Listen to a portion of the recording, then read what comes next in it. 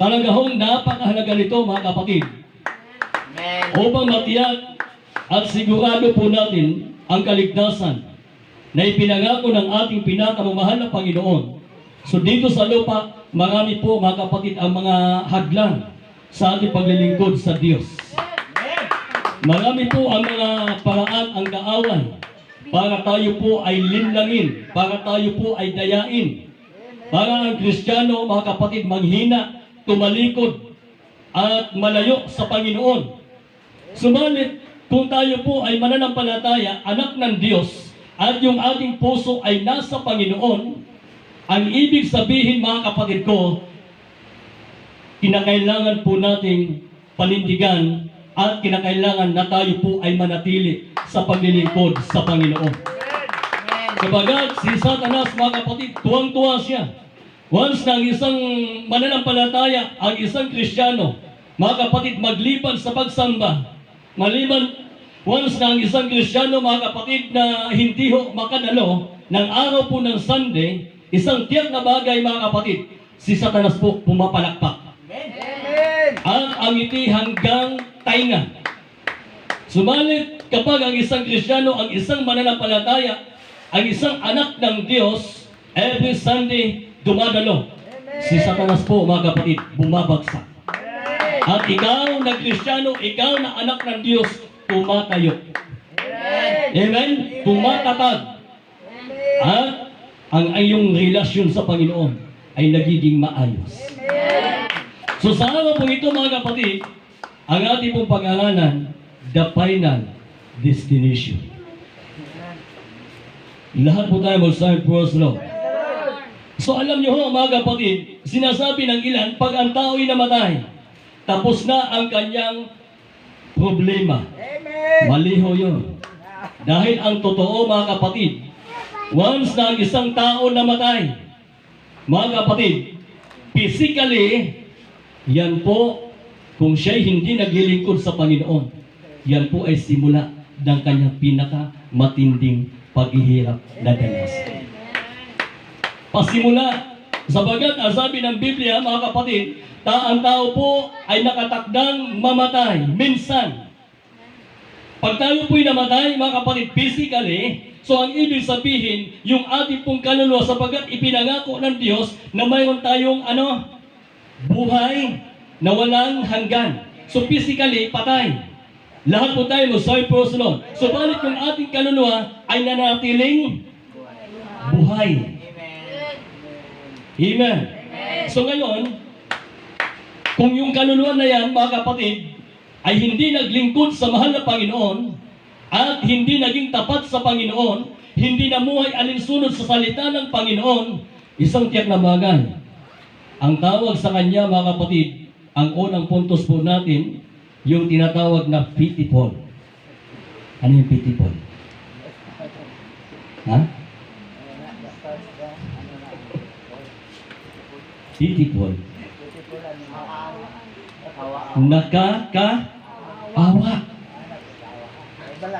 Hello. Lahat po tayo masabi po sa Lord. So ang sabi po, mga kapatid, once na isang tao namatay na hindi naglingkod sa mahal na Panginoon, nakakaawa. Bakit? Bakit nakakaawa? Dahil po, mga kapatid, tiyak ang kanyang kapahamakan. Tiyak ang kanyang kaparusahan. Apoy at dagat-dagat ang apoy na nagliliyab, mga kapatid, at kailanman ay hindi namamatay. Amen? So ngayon po, mga kapatid, tandaan po natin, nakakaawa yung mga loved ones natin na hindi naglingkod sa Diyos. Nakakaawa. Naawa ba kayo? Nakakaawa, mga kapatid. Dahil ang sabi ng Biblia, okay. Ang sabi po ng Hebreo, Kapitulo 9, ang talata po ay 27. Ganito po ang sinabi ng banal na kasulatan. At kung paanong itinagda sa mga tao ang mamatay minsan, at pagkatapos nito ay paghuhukom. Kung paanong itinagda sa mga tao mamatay minsan, pagkatapos ay paghuhukom. So, hukuman tayo. Haharap tayo sa hukuman ng ating pinakamamahal na Panginoon. At ngayon po, mga kapatid, kung yung kasalanan po natin ay mas mabigat pa doon sa ating ginawang mabuti, isang tiyak na bagay, ang destination mo. Saan? Kayo ang may sabi niya. Hindi ang may sabi niya, mga kapatid. Lahat po tayo masasabi po sa Lord. Once ang isang mananampalataya tumalikod ng lamig ng hina, hindi na tumalo, saan ang destination niya? Impyerno, sabi ninyo. Kaya hindi ako masisisi ha, kayo may sabi ha. Dapat, mga kapatid, kung tayo po'y mananampalataya, manatili tayo na maglingkod sa ating pinakamamahal na Panginoon at mamuhay tayo alinsunod sa salita ng ating pinakamamahal na Panginoon Diyos. Hindi ho sapat na sabihin natin may pananampalataya ako sa Panginoon. Okay lang na hindi na ako magsimba. Okay lang na hindi ako pupunta na simbahan kasi nanalig naman ako sa Diyos. Ang sabi ng Biblia, mga kapatid, ano ang papakinabangin, mga kapatid ko, kung sinasabi ng sino man na siya'y may pananampalataya, ngunit walang mga gawa? May mapapakinabang kaya?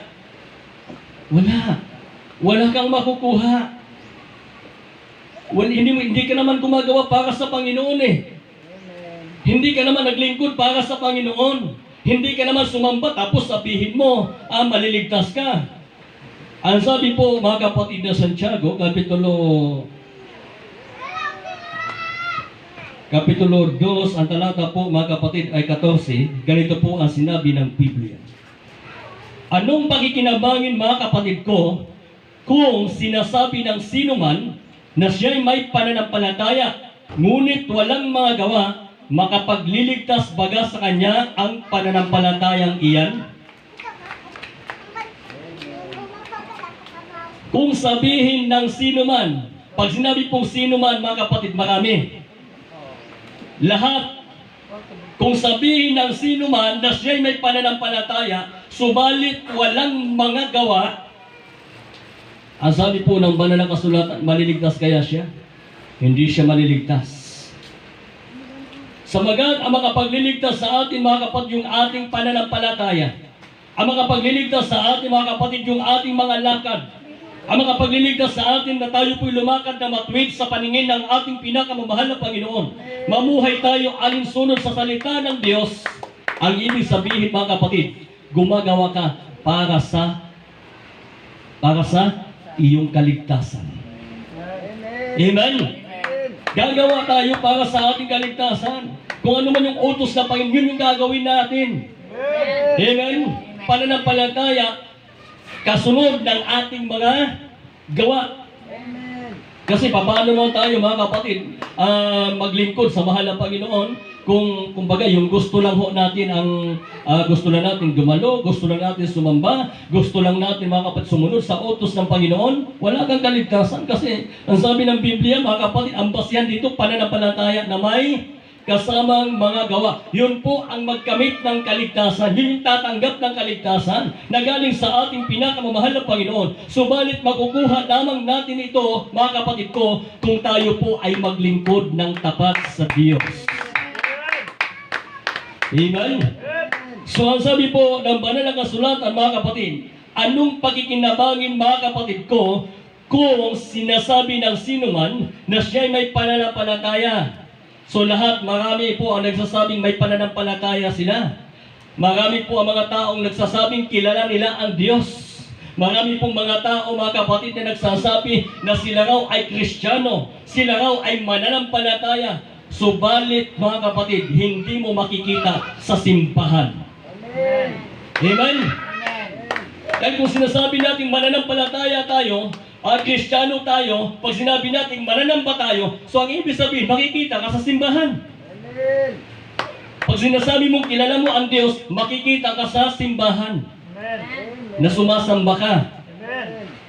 Amen? Amen. Madali lang ho sabihin, kilala natin ang Panginoon. Lahat, mga kapatid. Di ba? Marami pong tao, kilala ang Panginoon. Subalit, mga kapatid, hindi ho namumuhay alinsunod sa salita ng Panginoon. So yun po yung mga taong nakakaawa. Nakakaawa mga kapatid.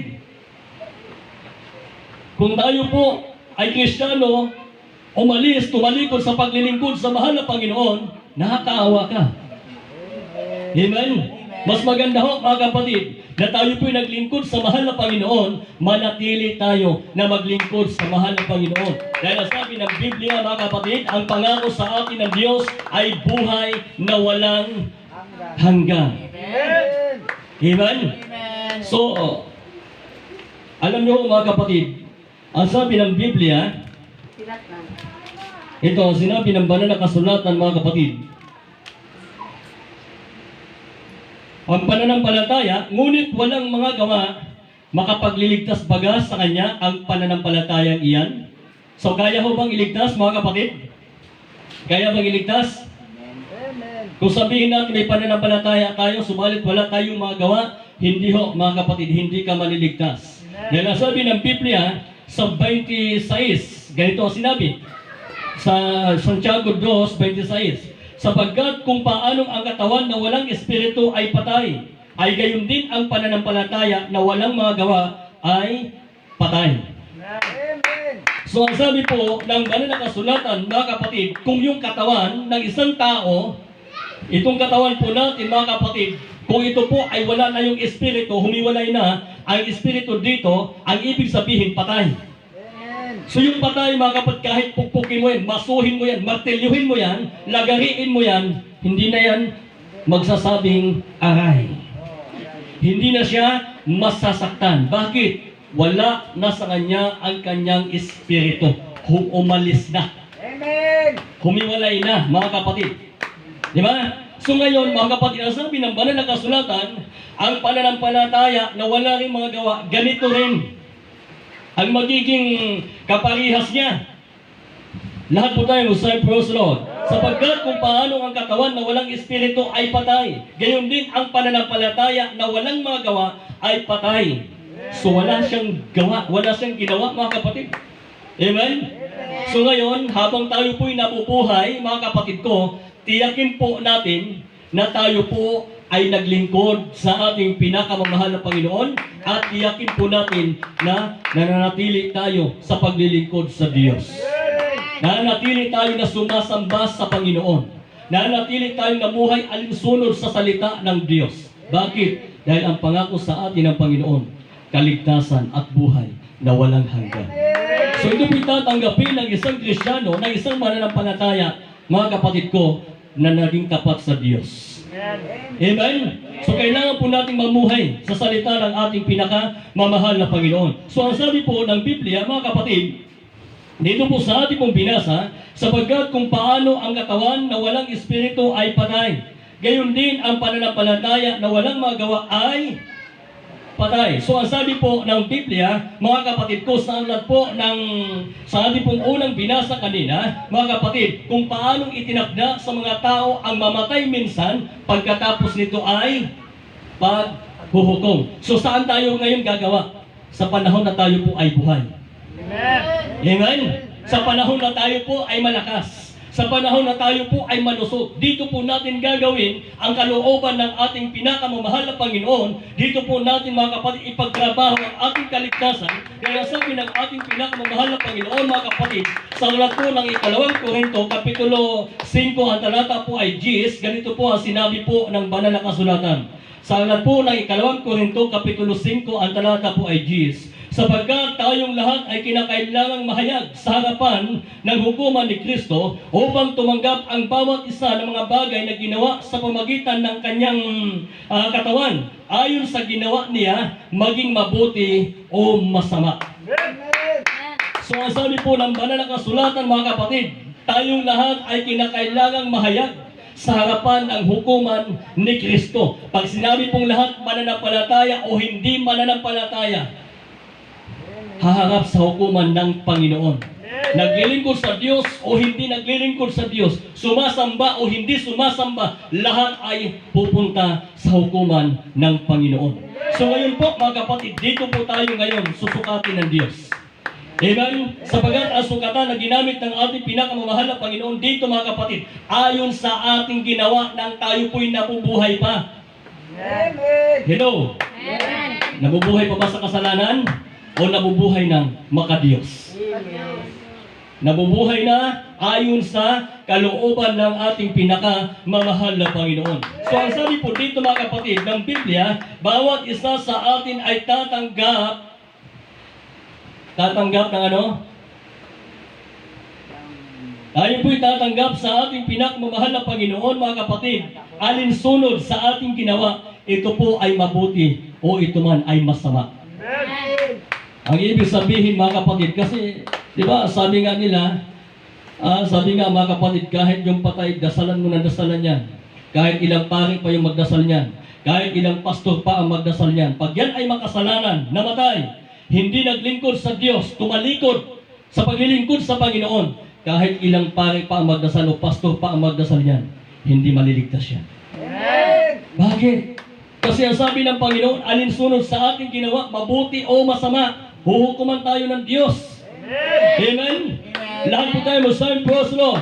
Subalit kung ikaw ay gumawa ng mabuti, kalugod-lugod sa ating pinakamamahal na Panginoon, ang sabi ni Pablo, mga kapatid, sa 9, kaya't ang amin namang pinagsisikapan, maging sa tahanan man o di man, ay maging kalugod-lugod kami sa Kanya. So lahat mga kapatid, dapat magsikap tayo.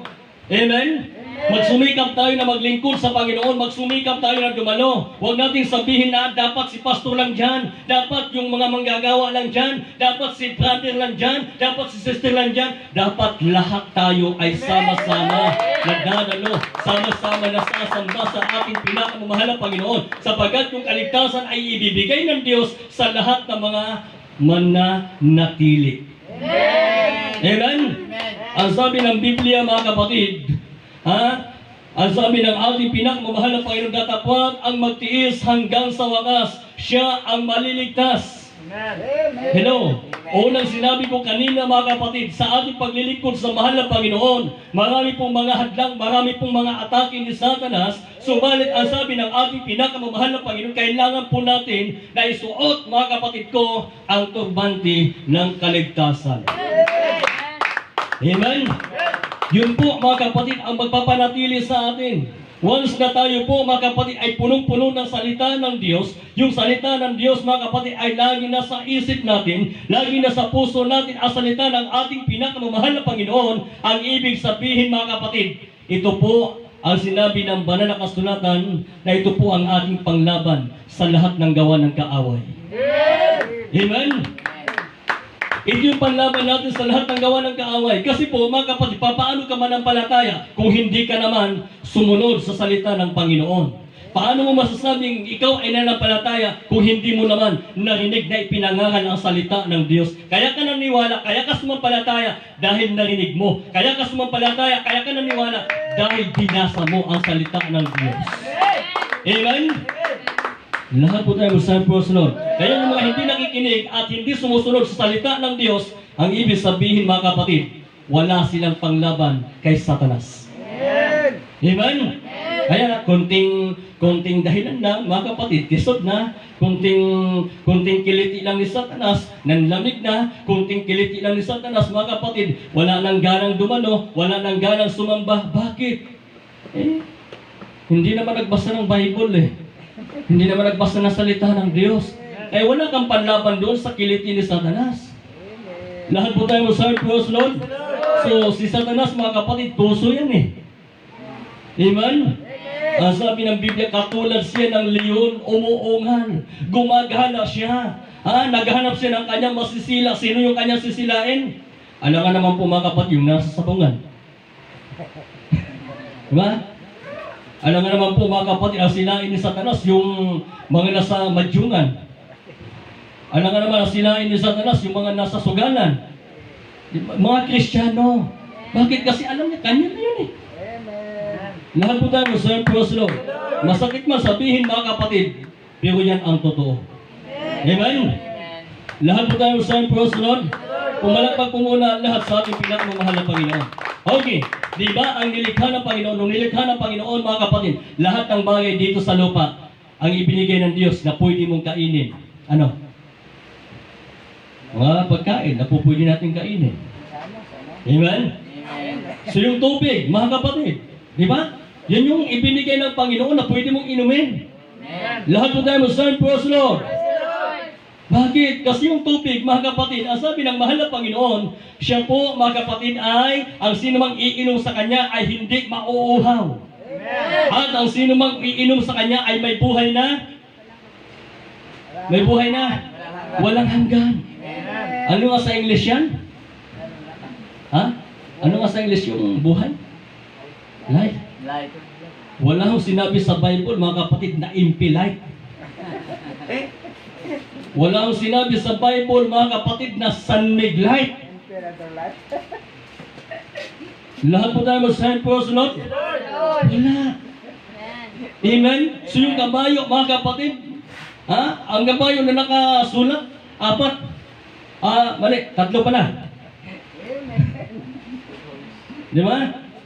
White horse and black horse, brown horse, wala hong red horse. Palampakan muna natin ang Panginoon.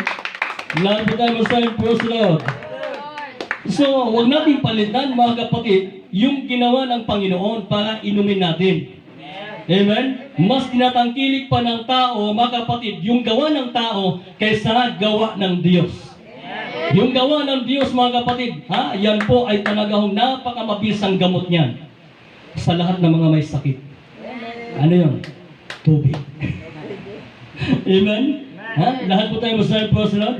Kung lahat, mga kapatid, ng mga Pilipino susunod sa, lahat ng tao susunod, mga kapatid, sa tamang pag-inom ng tubig, wala hong magkasakit.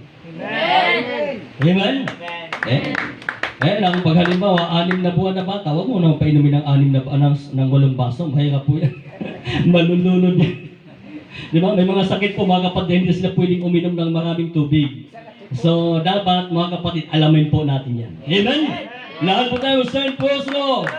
So, alam niyo, mga kapatid, bakit maraming taong nagkakasakit? Bakit maraming tao, mga kapatid, na sa kanilang katawan dahil po pinabayaan nila. Amen? Pinabayaan. Ito'y regalo sa atin ng Diyos. Pero alam niyo, ito po ay bunga ng pagkakasala ng tao. Kung bakit ang tao may problema, bakit ang tao may karamdaman, sabagat sinalita na yan ng Panginoon eh. Ano sabi ng Panginoon? Ang sabi ng Diyos, ang kabayaran ng kasalanan ay kamatayan. So maaari, hindi pa pinahintulutan ng Diyos na mamatay, pero may karamdaman naman. Di ba? Hindi kalooban ng Diyos na may sakit ka. Lahat po tayo mag-sign, praise Lord. Hindi kalooban ng Diyos na may arthritis ka. Di ba? May arthritis ka tayo? Wala. Oo. Palampakan natin ang Panginoon. Sabi nga nila, mga kapatid, inheritance daw yan eh. Mana-mana. O sige nga, pag sinabi kasing inheritance, may kasulatan kayo. Di ba? Malimit sabihin, ay, inheritance kasi namin to eh. Pinamana to sa aking nanay eh. Kaya, ito may arthritis ako. Pinamana ng aking papa. Kaya may arthritis ako. Hindi ho yan totoo. Lahat po tayo sa praise the Lord. Yan ho ay bunga ng ating pong pagpapabaya sa regalo ng Diyos na ibinigay sa atin. Amen? Di ba? Nagpakalulong ka sa bisyo. Nagpakalulong ka sa sigarilyo. Kaya nawala yung baga natin. Inatake. Di ba? Ang ibig sabihin, pagpapabaya ang tawag dyan, mga kapatid ko. So ngayon, mga kapatid, alam niyo po ba sa mga arthritis, bawal kayo sa isda? Siya lang, kanon man sa hindi. May bawal ho na isda, mga kapatid. No? Mga isda ng mga walang kaliskis. Bawal po yan sa mga may arthritis. Mga galunggong, alumahan, tulingan, tambakol, sapsap, basta mga walang kaliskis. Alam niyo ho, mga kapatid, marami pong mga tao sa sanlibutan na 90%, 98% hindi ho alam nila na bawal sa kanila yun. Lahat po tayo mag-sign praise the Lord. Alam niyo yun? Hindi niyo alam yun. Di ba? Kaya bawal kayo kumain ng mga walang kaliskis katulad ng baseball. Oh, bawal. Facebook. Basta mga walang kaliskis, mga kapatid. Hotdog, hindi ka magkakaw. Palampakan muna natin ang Panginoon. Lahat po tayo mag-serve po sa Lord. So dapat, mga kapatid, di ba, kasi minsan yung mga may arthritis, di ba, may mga maintenance sila na iniinom.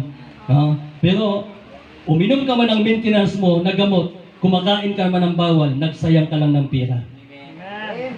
Di ba? O nagsayang ka lang. Kaya sabi nga nila, mahirap daw ang Pilipinas, pero mga aming mga Pinoy, mga kapatid na bili ng pang-maintenance. O pero yung bawal pala doon sa naramdaman nila, mga kapatid, hindi naman nila alam. Kaya kumakain pa rin sila. O minom sila ng maintenance nila, pero dahil hindi nila alam na may bawal pala doon sa kinain nila, mga kapatid, na kontra doon sa sakit nila. Kaya mga kapatid, nagsayang lang ho ng pera. Bakit? Hindi ka gagaling.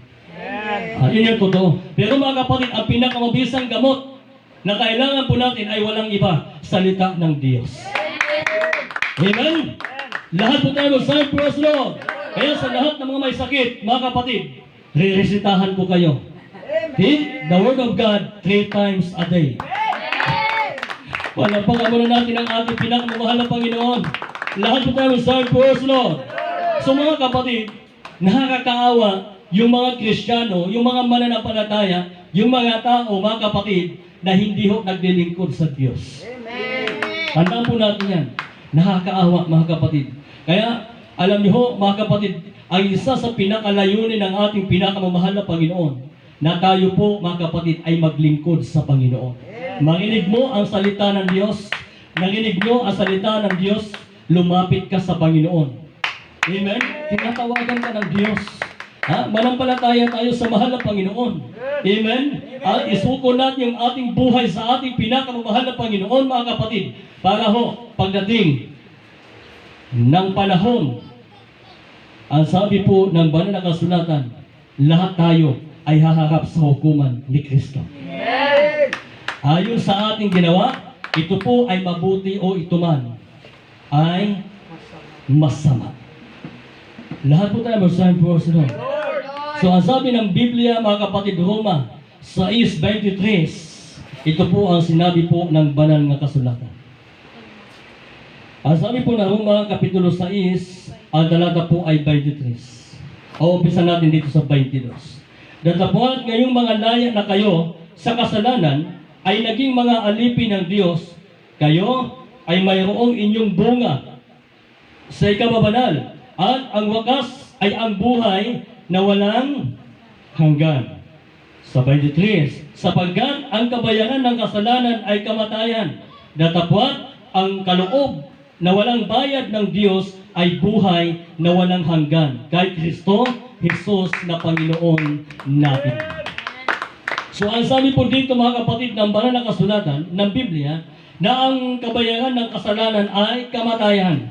Karamdaman, problema, pagsubok, yun po, mga kapatid, ay bunga ng ating pong pagsuway o bunga ng pagsuway ng tao sa Diyos.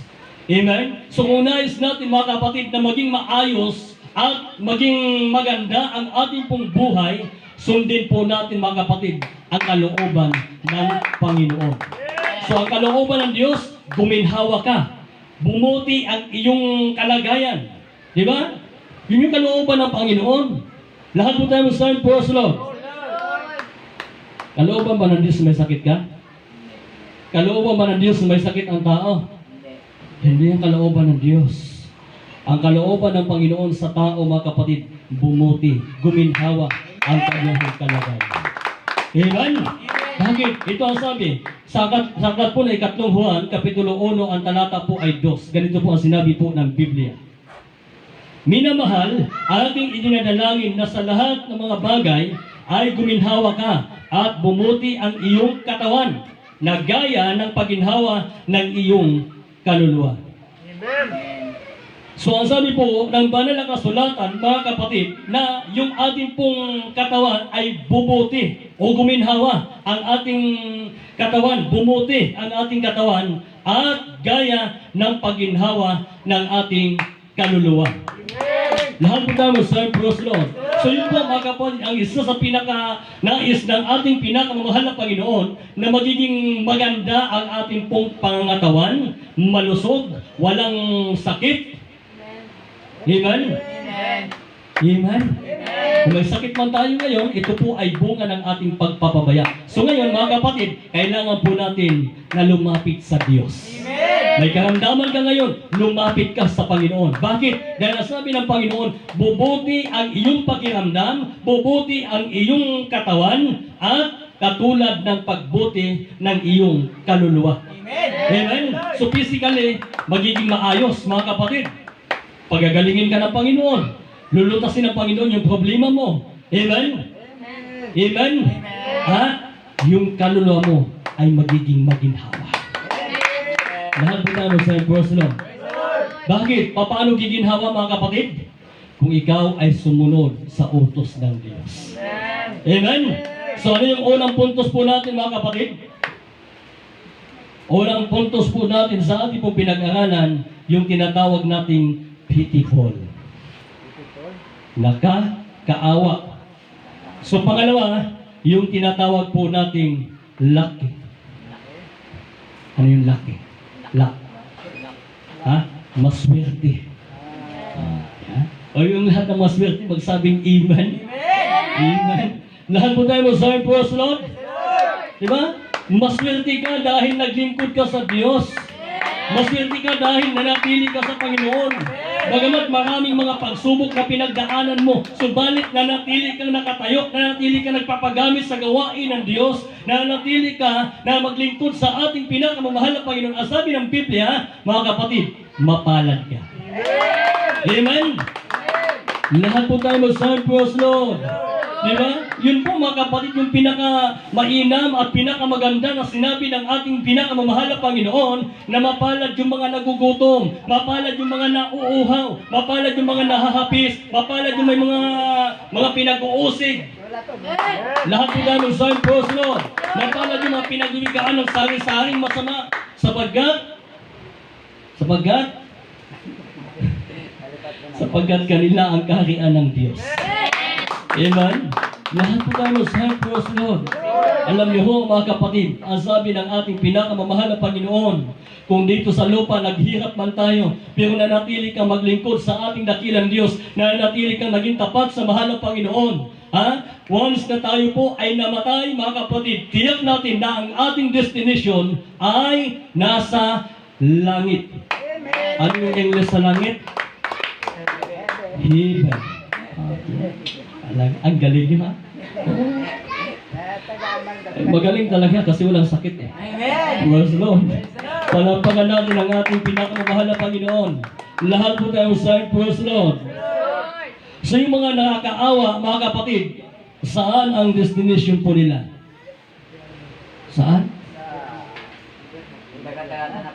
Dagat-dagatang apoy o inferno. Nakakaawa.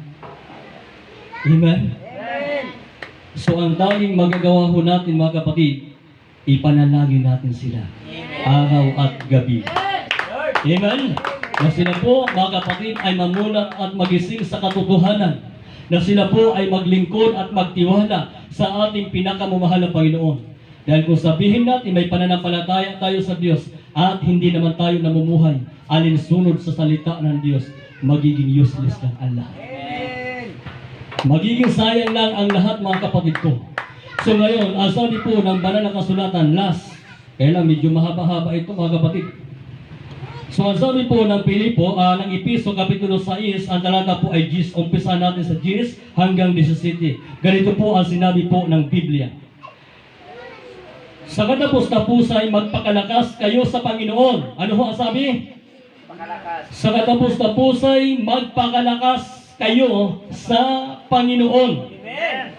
Pag sinabi bang kayo, kaunti? Damo. Pag sinabi bang kayo, isa lang? Damo. Ang sabi ho, mga kapatid, ng banal na kasulatan, sa katapos-tapusay magpakalakas kayo sa Panginoon at sa kapangyarihan ng kanyang kalakasan. Magbihis kayo ng buong kagayakan ng Diyos upang kayo magsitibay laban sa mga lalang ng diablo. So ang sabi po ng Biblia, mga kapatid, na magpakalakas tayo sa Panginoon. Hindi tayo lalakas sa hanap buhay natin. Physically, lalakas ka. Magiging maginhawa. Physically. So malit, mga kapatid, spiritually, mahina ka. Amen? Ang tanging kalakasan natin, mga kapatid, ay walang iba sa ating pinakamamahal na Panginoon. Trabaho, negosyo, mga pinagkakitaan, idahagdag na lang yan ng Diyos. Di ba? Ang sabi nga ng Biblia, mga kapatid, unahin mo ang Panginoon. Lahat ng bagay ay idahagdag niya. Lahat eh. Hindi naman sinabi na yung kakainin mo lang. Lahat. Lahat ng kailangan mo ay idahagdag ng ating pinakamamahal na Panginoon. Basta't